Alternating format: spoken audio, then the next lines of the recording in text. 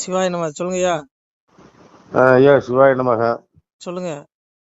என்ன ஆடு கத்துற மாதிரி சத்தம்லாம் கேட்குது? நீங்களும் அண்ணாமலை ஏறலாம் முடிவு பண்ணிட்டீங்களோ? நான் ஆடுதான் வைக்கிறேன். இப்ப என்ன ஆடு வைக்கிறேன்னா கேவலமா? கேவலம் வேற சொன்னா சரியான தொழில் இது. ஏங்க, பகவானே ஆடு மேய்ச்சிருக்காங்க. 5 ஆடு மேய்த்தடைத்த உங்கள் ஆனந்த கோன் வந்தேனடா உன் கூடாரத்துக்குள்ளிருந்து குலதீட்சை செய்திடுவேன் நான் பாவி பொல்லாதவன் நாட்டில் ஒருவருக்கும் ஆகாதேன். யாரு பரம்பொருள் சொல்றான், மாயக்கண்ணன் கிருஷ்ணன் சொல்றான். 5 ஆடு மேய்த்தடைத்து உங்கள் ஆனந்த கோன் வந்தேனடாங்க. கூடாரத்துக்குள்ள இருந்து கிடைக்கும். ஆடு மேய்க்கிற புண்ணியங்க, பெரிய பாக்கியம். பகவானே மேய்ச்சிருக்கான். உங்களுக்கு ரெடி பண்ணிட்டு இருக்காங்கல்ல, அதனால இங்க பாருங்க, அரசாங்க வேலை ஆக்கப்படும் அப்படின்னு சொல்லியிருக்காங்க. அண்ணன் சீமான் சொல்லிட்டாரா? கரெக்டா சொன்னா புட்டு விலகி போயிடல. சரி, அதனால பாருங்க, என் ஆடு வேற கத்துது. உங்களுக்கு என்னதான் பிரச்சனை? எதுக்கு போன் பண்ணீங்க சொல்லுங்க. இல்ல, அண்ணாமலைய பத்தி தலைவர் ஆவாருன்னு சொல்றாங்களே, தலைவர் ஆவாரா? ஆமா ஐயா, அண்ணாமலை மீண்டும் தலைவர் ஆனாதான் உருப்படும், இந்த கட்சி உருப்படும். இப்ப என்ன சந்தேகம்? நான் ஒண்ணு புரிஞ்சுக்கோங்க. இன்னைக்கு ஓட்டு போடுறது மக்கள் யாரும் இன்னைக்கு பிஜேபி தமிழ்நாட்டுல ஓட்டு போடணும்னா ஒண்ணு மோடி முகத்துக்காக போடுறது, பிஜேபி காரன் போடுவான். ஆனா இன்னைக்கு பிஜேபிக்கு 90% ஓட்டு போட போறது மாற்று கட்சியில இருந்து வந்தவன். அதிமுக, திமுக, இப்படி எல்லா கட்சியிலயும் உள்ள மாற்று கட்சியினர் வந்திருக்காங்க. நிறைய பேர் வெளியில இருந்து ஆதரிக்காங்க. அவங்க எல்லாம் அண்ணாமலை முகத்துக்காக கண்டிப்பா ஓட்டு குத்துவாங்க. புரியுதா உங்களுக்கு? அதனால அண்ணாமலையின் சேவை இந்த பிஜேபிக்கு தேவை. கடந்த காலங்களில் ஒத்த ஓட்டு பாஜகன்னு கேவலப்படுத்துறானுங்களா இல்லையா? சொல்லுங்க சொல்லுங்க. 2019 பாராளுமன்ற தேர்தலில் நான் போட்டி போட்டேன். சரியா? நான் போட்டி போடும்போது எனக்கு 1184 ஓட்டு விழுந்துச்சு. சரி, புரிஞ்சுக்கோங்க. இத்தனைக்கு நான் ஒரு பிரச்சாரத்துக்கு போகல. இத பெருமையா சொல்லல. அப்ப மக்கள் இப்ப ஓட்டு போட்டாங்க. சரியா? அதனால இங்க ஒண்ணு புரிஞ்சுக்கோங்க. இங்க முன்னைக்கு பிஜேபிக்கு ஓட்டு போட போறது யாரு?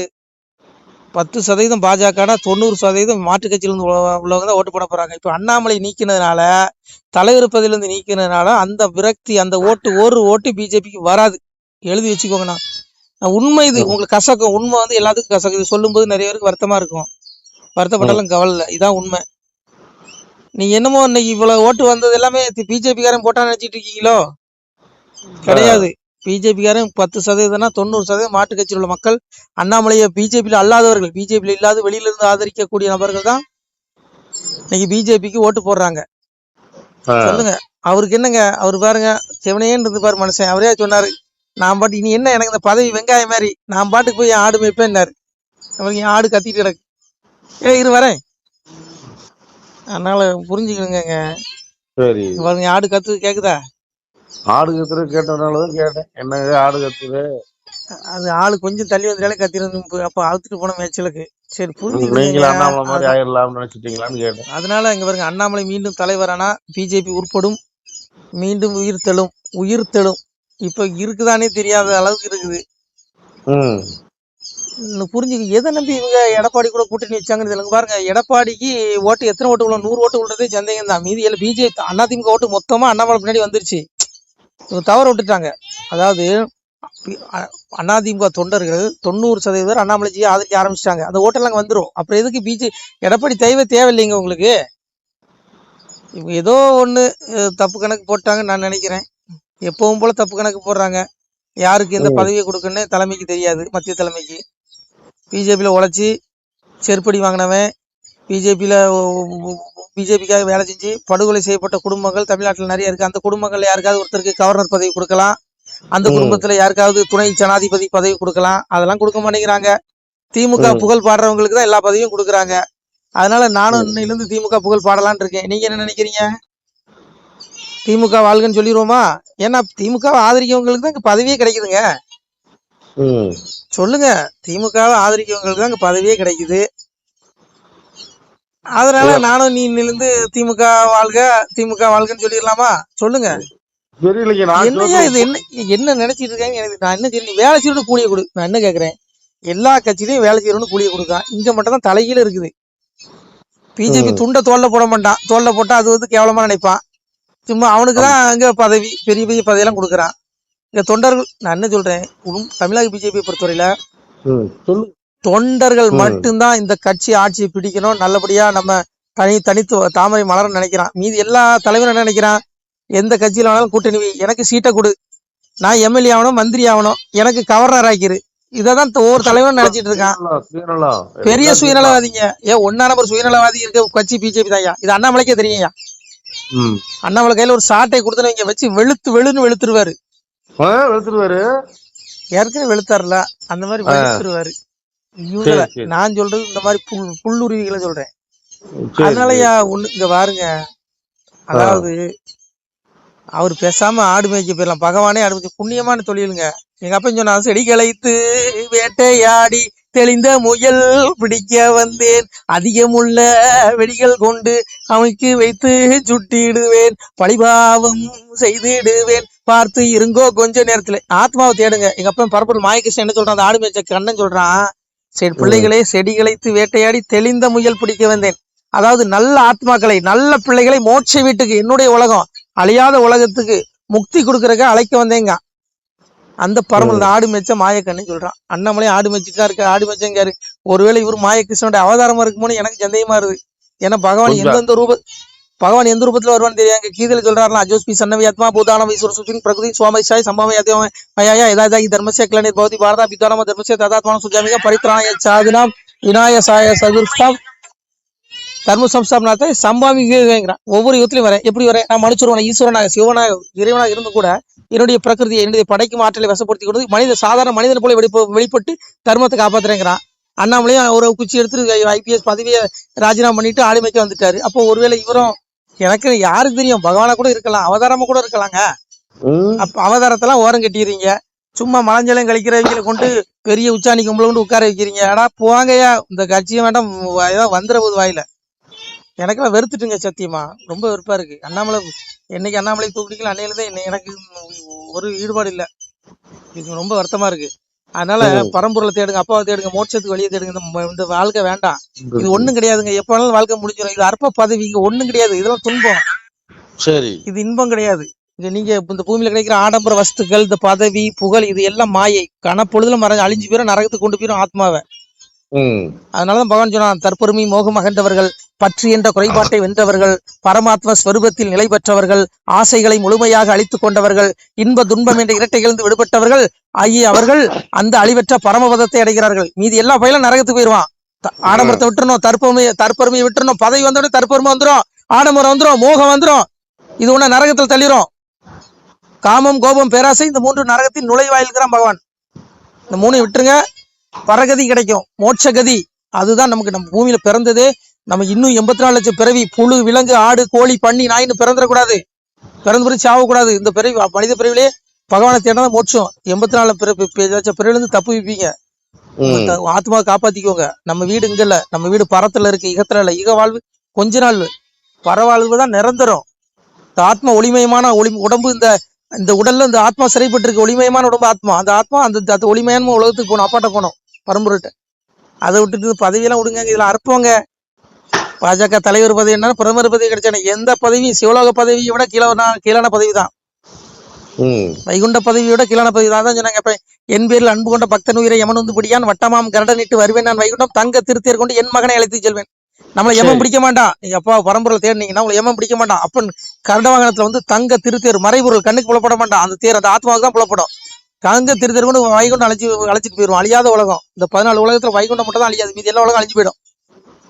எல்லாம் கால வரைக்கு உட்பட்டு அழிஞ்சிரும். அந்த உலகம் எல்லாம் எல்லாத்துக்கும் ஒரு காலக்கெடு இருக்கு. ஆனா அழியாத உலகம் அதான் வைகுண்டம். அதுதான் சாமி சொன்னாரு, பாக்கியம் கொடுப்போம் நாமும் பலனுடன் வாழ்வோர்க்கு, நோக்கிய கருணை உண்டாம் நோயில்லாது இழந்து வாழ்வார், தாக்கிய வாசகத்தின் தன்மை நம்போருக்கு, வாக்கிய வைகுண்ட வீடு வந்தவர் வாழ்வார் தானே. நம்ம வீடு எங்க இருக்கு, வைகுண்டம். அங்க போனா வாழ முடியும். இது அற்பம், இது உடம்பு அழிஞ்சு போயிடும், ஆத்மா அழியாது. அந்த ஆத்மா வைகுண்டம் போகணும்.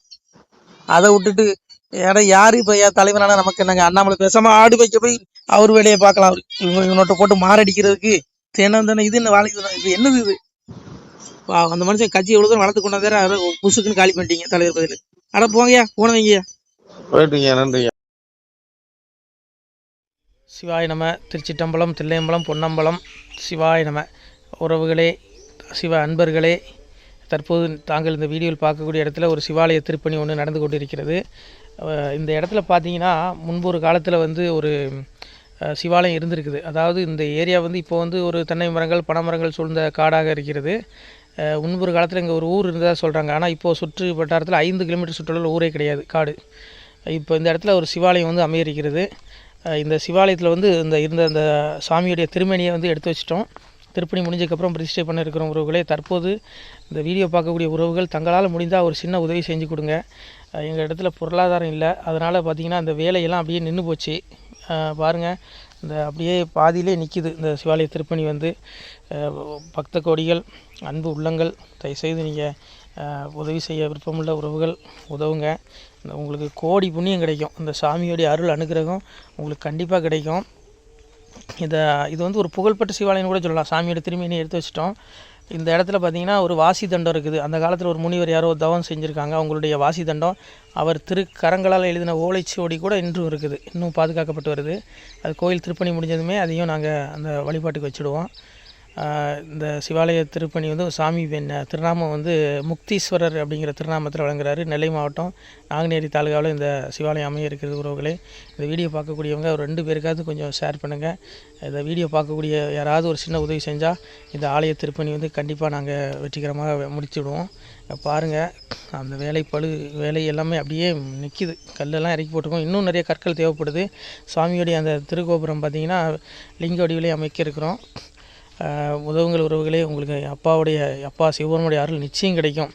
எம்பெருமான் சொல்வான், வாழுவீர் தாழ்வில்லாமல் மக்களும் கிளைகள் கொஞ்சி நாளுமே மகிழ்ச்சியை கூர்ந்து நலமுடன் வாழும்போது நீளுமே எனது செங்கோல் நீதியும் நெறிபோல் வந்து ஆளுமே உங்கள் தன்னை அன்புடன் அலையாவண்ணம். உங்களை எம்பெருமானுடைய அப்பாவுடைய திருவாசகத்தாலேயே வாழ்த்துறோம் உறவுகளே.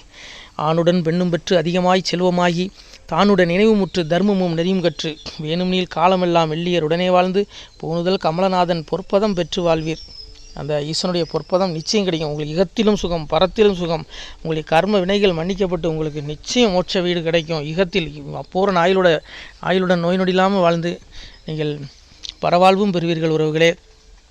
மக்களே, நீங்கள் எல்லாம் வாழ்பொன்னம் பதியிற் சென்று முக்கியமான யுகநில மதிலே தன்னால் கக்கிய பொன்கள் ஸ்வர்ணம் கைமணம் குளிர அன்னம் பொக்கிஷம் நிறைய வைத்து புகழ உண்டு இனிதாய் வாழ்வீர். இந்த இகவாழ்வும் பரவாழ்வும் உங்களுக்கு சுகப்பட அப்பன் ஈசனர்களால் வாழ்த்துகிறோம்.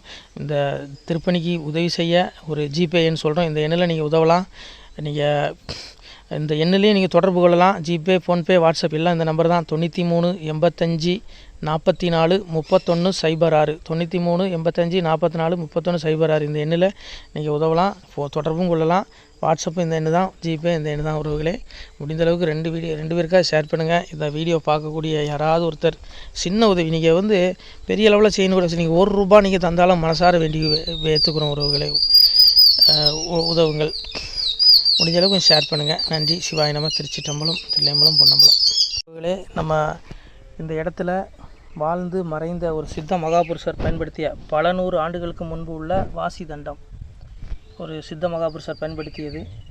அவர் திருக்கரங்களால் எழுதிய அந்த ஓலைச்சுவடி கூட பாருங்கள், இன்னும் பாதுகாக்கப்பட்டு வருது. இந்த சிவாலயம், நம்முடைய அந்த சிவாலய திருப்பணி முடிந்ததுமே எம்பெருமான் அவர் எழுதிய அந்த சிவனை பற்றி புகழ்ந்து எழுதிய அந்த பாடல் வரிகள் இதில் இருக்குது. இந்த வாசி தண்டம் அவர் பிரதிஷ்டை செய்த அந்த லிங்க திருமேனியையும் இந்த இடத்துல நாம் இந்த ஆலயம் கட்டி நாம் பிரதிஷ்டை செய்திருக்கிறோம். அனைவரும் இந்த ஆலய பிரதிஷ்டைக்கு கண்டிப்பாக வரணும். முடிஞ்ச அளவுக்கு வீடியோ பார்க்குறவங்க உதவி பண்ணுங்கள் உறவுகளை. பொருளாதாரம் இல்லாமல் திருப்பணி நின்று போச்சு. முடிஞ்ச அளவுக்கு ஷேர் பண்ணுங்கள், உதவுங்க. நன்றி. நம சிவாய. திருச்சிற்றம்பலம், தில்லையம்பலம், பொன்னம்பலம். இந்த புண்ணிய பலன் தங்களுக்கு கோடான கோடியாக வரும் உறவுகளை. நம சிவாய.